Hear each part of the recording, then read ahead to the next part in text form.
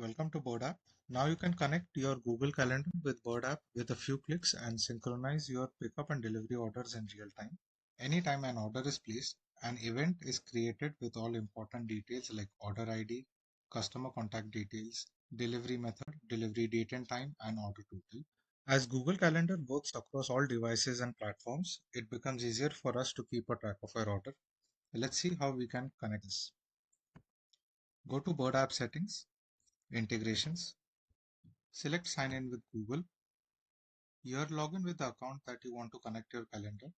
If you have multiple locations, you can log into more accounts and select a different calendar for each location. I'll show you in a moment how to do that.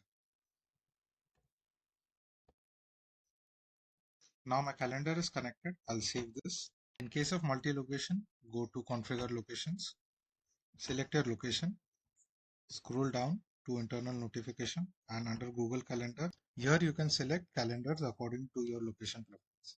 Let's place a test order and see if this is working. I'll fast forward the process of placing the order.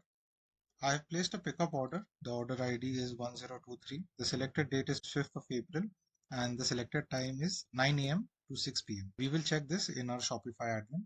Here you can see order number 1023.